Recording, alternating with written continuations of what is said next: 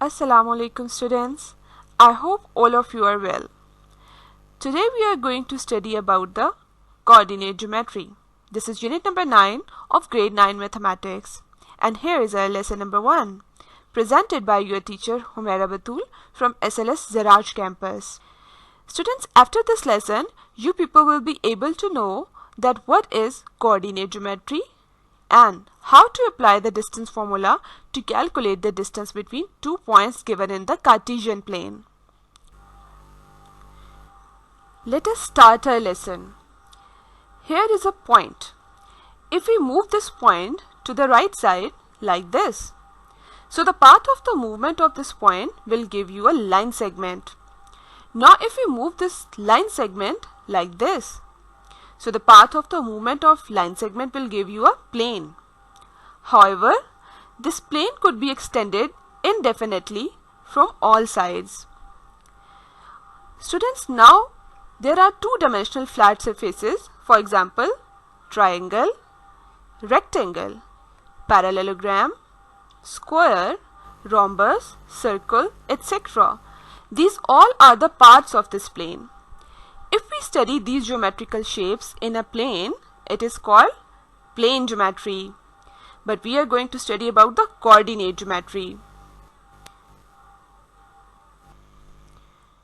Here is a line which could be extended indefinitely from both sides. To give an identity to a point lying on this line, we have to select a reference point 0. The values taken on the right side of the reference point 0 are always positive, while the distance among each of them is same. Similarly, the values taken on the left side of the reference point 0 are negative. Now students, can you give an identity to the point this one? This lies 2 units apart from the reference point 0 to the right side. And can you give an identity to the point P with reference to the number line? Definitely not. For this, you have to draw a vertical line passing from the reference point 0. The values taken above the reference point 0 are positive, while the values taken below the reference point 0 are negative. This axis, the horizontal axis, is called the x-axis, and this one, which is vertical, is called y-axis. Now we can give an identity to the point P. It is 2 units apart from the positive x-axis and 3 units apart from the positive y-axis. So the coordinates of point P are 2, 3.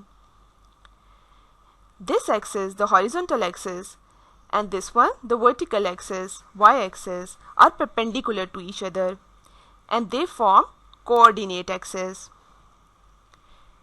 which divide the plane into 4 quadrants. This quadrant is called the first quadrant, this one is called second quadrant, this one is called third, and this one is called fourth quadrant. Now students, can you give an identity to the point Q? Similarly, can you give an identity to the point R? Pause the video here and find out their identities. I will tell you about it later. Now students, if we study the geometrical shapes in the coordinate axis, this is called coordinate geometry. If we have a point S and we want to find out the distance between the point P and S, denoted by small d, for this we have to derive a distance formula. But before going forward, let me tell you the identity of point Q. Identity of point Q is 3, 0. Its y coordinate is 0 because it lies on the x-axis. And identity of point R is 0, 1. Its x coordinate is 0 because it lies on the y-axis. Students, you have to keep in your mind that 2, 3 is never equal to 3, 2. They are two different points and their identities are different. So students, let us derive the distance formula. If we have 2 points px1 y1 and qx2 y2 in the coordinate plane, and the distance among p and q is denoted like this, and let's just take it small d. Okay students, now can you see the distance from point O to point L is what? x1, and the distance from point O to the point M is x2.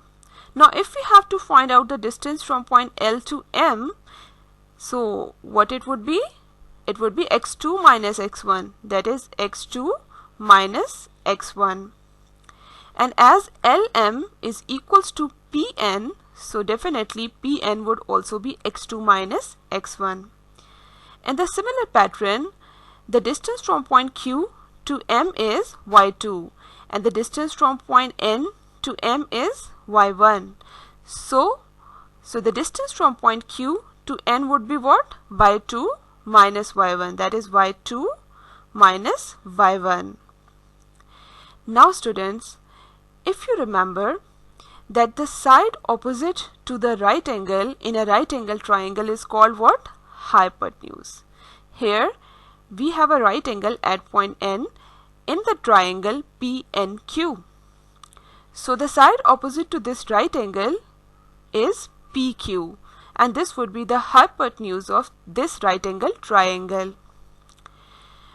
If we apply Pythagoras theorem to this right angle triangle, what we will have? Hypotenuse square would be equals to the base square plus perpendicular square.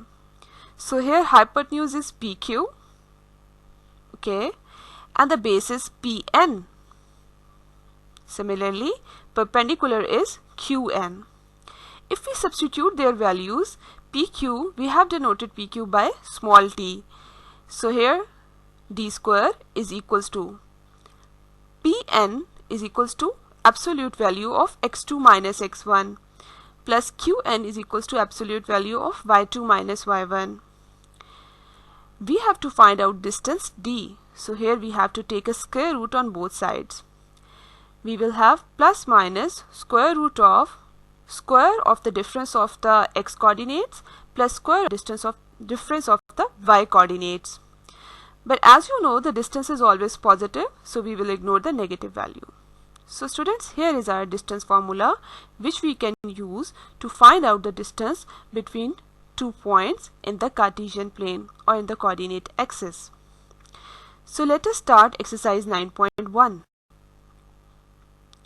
Question number 1, part number A. Find the distance between the following pair of points. Point A is 9, 2 and the coordinates of point B are 7, 2. So students, if we apply the distance formula, we will have 7 minus 9, that is the difference of the x coordinate 7 minus 9, and then the difference of the y coordinates, that is 2 minus 2, and definitely we will take their squares. Now if we simplify it, 7 minus 9 will give you minus 2 and 2 minus 2 will give you 0. If we solve it further, we will have 4 plus 0 under the square root, and the square root of 4 will give you 2. So student, this is very simple to find out the distance between the two given points. Let us solve. This is example number 1, part number 1. Find the distance between the following pair of points P12, Q03. We will apply the distance formula in the similar pattern as we did in the previous question. So here we will have the difference of the x coordinates, and then you will have the difference of the y coordinates. X coordinate of point Q is 0 and x coordinate of point P is 1. So we will have 0 minus 1 whole square. Y coordinate of point Q is 3 and y coordinate of point P is 2. So we will have 3 minus 2. Now we just have to simplify this. 0 minus 1 will give you minus 1 whole square, and 3 minus 2 will give you 1 whole square. Here we will have 1 plus 1 under the square root, and our answer would be PQ is equals to square root 2. Students, let us solve another question. Question number 2, part number 2 of exercise 9.1. Let P be the point on the x-axis with x-coordinate A and Q be the point on the y-axis with y-coordinate B. Find the distance between the point P and Q. So students, this is very simple. If we solve it, the point P is lying on the x-axis. Therefore, the coordinates of point P are 2, 0. That is, its y-coordinate would be 0. Similarly, the point Q lies on the y-axis. So definitely, its x-coordinate would be 0. Now we just have to do that. We have to apply the distance formula. Here, we'll have the difference of the x-coordinates. That is, x-coordinate of point Q is 0 and x-coordinate of point P is 2. So we will have 0 minus 2. And we will have the difference of the y-coordinates. Y-coordinate of point Q is 3 and the y-coordinate of point P is 0. So we will have 3 minus 0. So just take their squares and simplify it. And our answer would be the distance PQ is equals to square root 13. Now on the similar pattern, we can solve the question. Question number 2, part number 6. Let P be the point on the x-axis with x-coordinate A and Q be the point on the y-axis with y-coordinate B as given below. Find the distance between P and Q. So on the similar pattern, the point P lying on the x-axis, therefore the coordinate of point P would be minus 9, 0. That is, its y-coordinate would be 0. Point Q is lying on the y-axis, so its x-coordinate would be 0. Now we just have to apply the distance formula as we did earlier. 0 minus 9 whole square, and here we will have minus 4 minus 0 whole square. So now we just have to simplify it. 9 square plus minus 4 square. So if we simplify it, we will have 81 plus 16 under the square root. And the distance between the point P and Q would be square root 97. So students, I hope now you people are able to solve exercise 9.1 by yourself. Students, okay students, stay home, stay safe, stay blessed. Allah Hafiz.